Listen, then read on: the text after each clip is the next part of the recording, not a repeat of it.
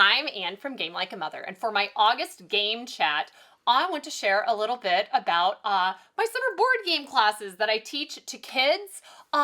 It is a great case study when I teach these classes because I have kids who come in there that have played a lot of games. They play different expansions and editions of Settlers of Catan and are excited to talk about all of the complex games that they play at home. And then I have other kids that, it's at the rec center and their parents are looking for an activity that they can do for 2 hours in the morning that they think the kid might enjoy, and they really don't play any board games at home. And it's from ages 6 to 12, and we put them all in a room together and play a lot of games. And it's very interesting because I can adjust things and say, okay, this group will do better with this game, and I'll split this group off over here and do this game. But a lot of times we go through the exact same games, and certain ones are a hit, no matter what the demographic, just everyone loves. And I'm sharing a few here. These few games are some of the ones that if I bring them to one of the camps, I know kids are going to be really happy. So Dragomino is like the kid version of King Domino tile laying game, and all kids love the dragons in this game. It's just fun. Nothing's too difficult or strategic. It's fun times, but the gameplay just works really quickly, really well. Not a lot to figure out, but it's fun. 5-minute mystery is so much fun, and you can play with up to 6 players, which also makes this is a timed game where you're trying to figure out, collect clues and figure out who the culprit is. And there's a decoder, and you're having to go through suspects, and when you have clues, match up who has what. And it's a team effort, and if you have enough kids, the time pressure goes down considerably. You can have kids that are very concerned about, oh gosh, are we going to run out of time? And you give them a job that doesn't have as much time pressure. And then kids that are all in on the timed aspect of things, and you have them racing and doing things with the decoder. But this also works well as an adult game, but it's just become one of the ones where I bring it whenever I can to a board game camp. And it doesn't matter if kids have been to a number of my board game camps. It's really fun. A lot of kids there. I have a lot of repeat class attendees because they have so much fun, and then they come back. And some games are fine if they're repeats, but I always have new games to show them, so it works out. No one gets bored. Same thing over and over again. Concept Kids Animals. Another one that is maybe geared a little bit younger. It's ages 4 and up on the box. But older kids really like it too. It's a cooperative game. You're putting out little discs on the board to try to get them to guess your animal. And regular Concept is a lot. You're playing in teams, and there's a whole host of, it is like full on 20 questions, what you could be trying to have them guess. But this, just having to be animals, you have a lot of success, and it's fun, and it's cooperative. We do really well on the cooperative games. Most of the games I'm talking about today are cooperative games. Kids like them. And then this was the new one that I brought this year, and Magic Mountain is basically cooperative Plinko with a really good theme, and you're racing to get your students down the mountain ahead of the witches. And kids love this at camp, but it was interesting. I talked to one of the parents that, oh, how's this game at home? And I said, yeah, everybody loved this game, but I'd put it in more of a play date level because it's one of the ones that you play once in camp, and it's really fun and exciting, but you're not going to play it all the time at home because it's essentially Plinko. You know, how much are you going to play Plinko and have it be exciting and fun every time? But kids were just excited to go over and play it over and over again at camp. We have things where I have them play set games, and then they get to go and replay their favorites. There's like some free time at the end. So it's just I feel like there's a really good thing that we have going on with these classes. My kids help teach them, and it's tricky to teach it well because you're trying to get kids through new rules as quickly as possible, and get them playing the game, but also cheerlead them a little bit and make sure they're having fun. So there's an art to it. and they're really good teachers, and I really enjoy it. The other thing that's been going on this summer for me has been local board game conventions. There are just a lot in the summer around here, at least. I live in a suburb of Kansas City, and my favorite local board game convention is Can'tCon. I'm wearing the t-shirt from 2022. I've gone 3 years now, and there's a lot of hubbub about the big board game conventions, and those are fine and they serve a purpose, but geez, don't skip over the local board game conventions if you're interested, because they are very affordable. They're much easier to navigate, and you get kind of plugged into the local board game scene, and you find out, oh, I could be going to this board game store. There are these local board game events. It's a really great way to meet more people who can form board game groups with you. And I especially love it because I'm used to teaching other people games, and this year I went and I had someone else teaching me how to play a game, which is just so refreshing and makes things so much easier.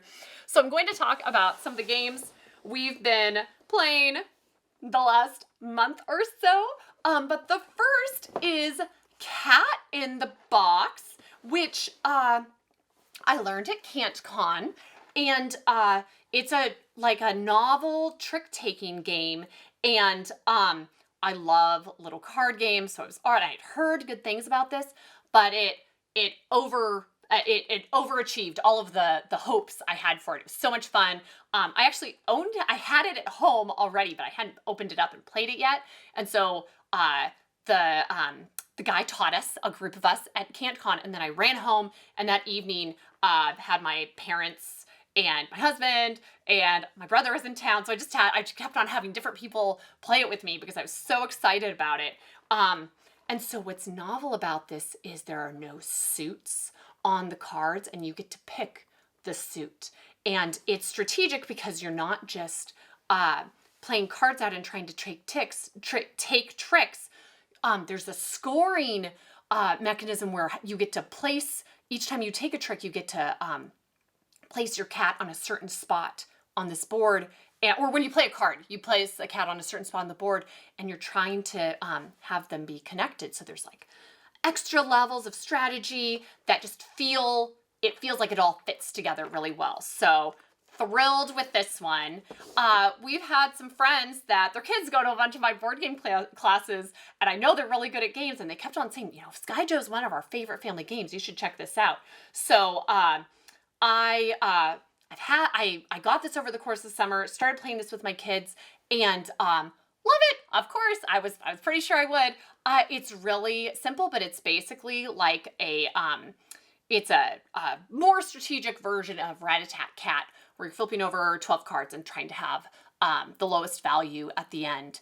But there are different things going on where if you have the same number in a column, you get to get rid of that whole row. So it's a nice mix of like memory, strategy, and just like a go-to family level game. There's no theme to it or anything. So this is one of those ones where you're like, oh, everyone from little kids through grandparents, all ages, everyone should enjoy this one. Thrilled.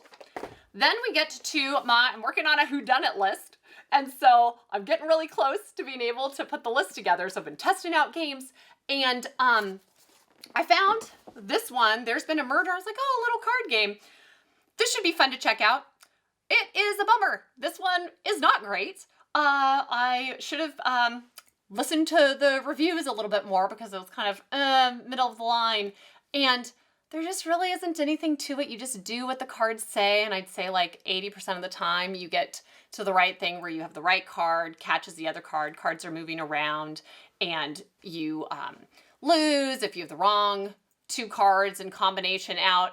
And it's pretty dull and boring. We played this, my son and my nephew's okay with it. He was happy to play it more, but just there's so much better ones out there. So this one is okay, but it should be better for what it is, for a kind of a whodunit.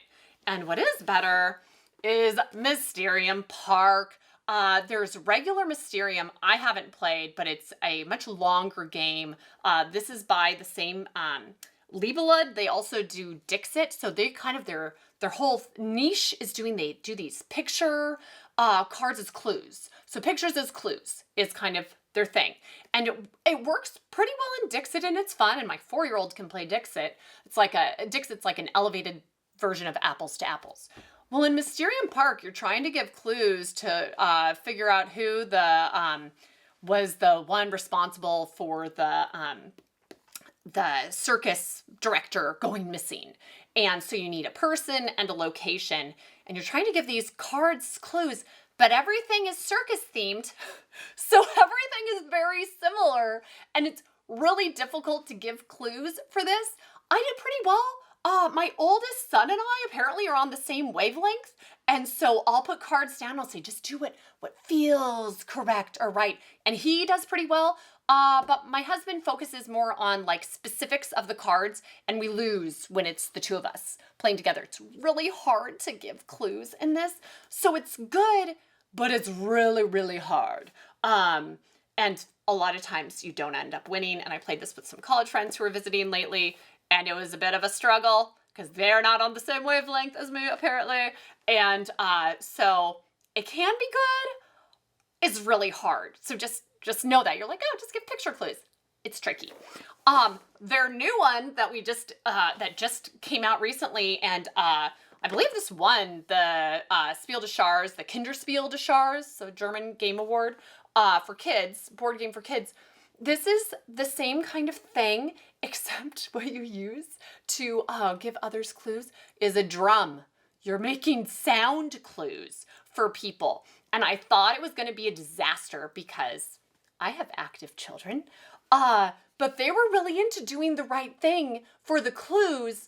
But then they have fights when somebody picks the wrong thing. Cooperative games doesn't mean that everybody is going to get along better necessarily. In cooperative games, if your teammates aren't pulling their weight, sometimes you become upset with them, which happened with my children while playing this game.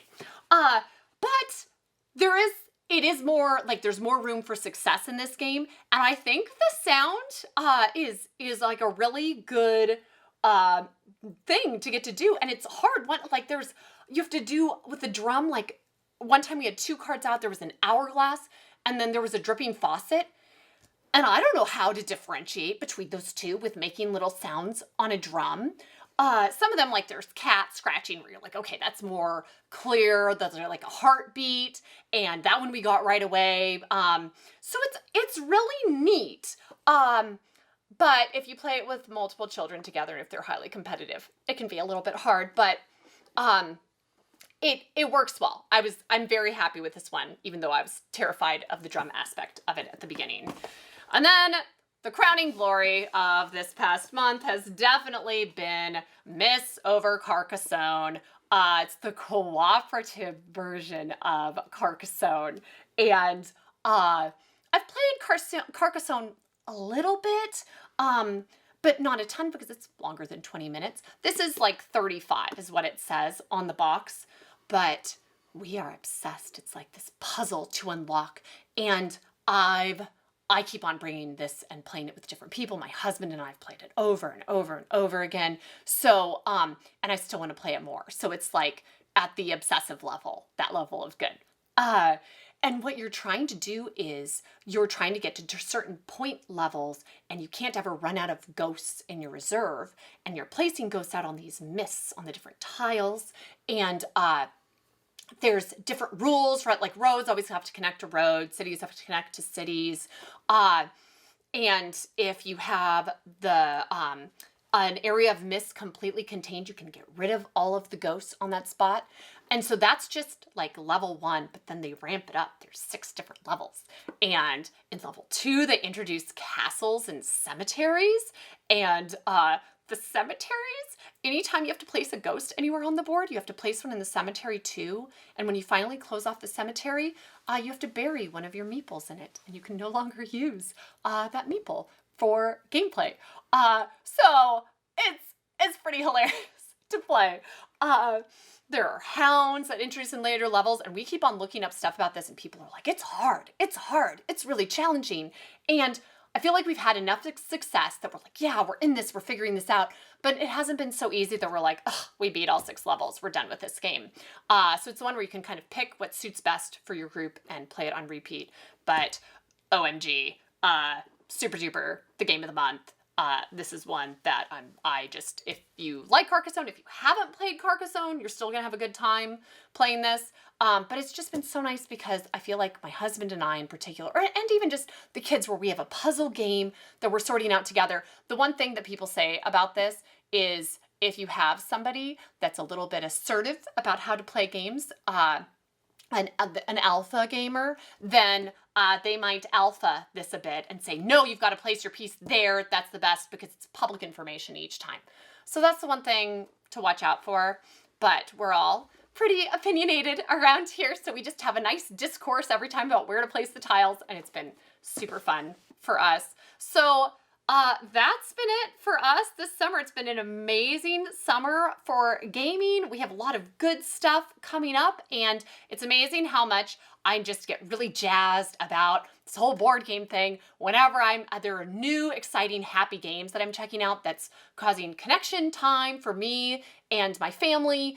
It makes me love the hobby that much more. And so there's been a lot of really good games this past month, which has been wonderful. So thank you for tuning in. That's it for my August game chat. And let me know if there are any games you're obsessed with right now that I should probably check out. Thanks, and see you next time from Game Like a Mother.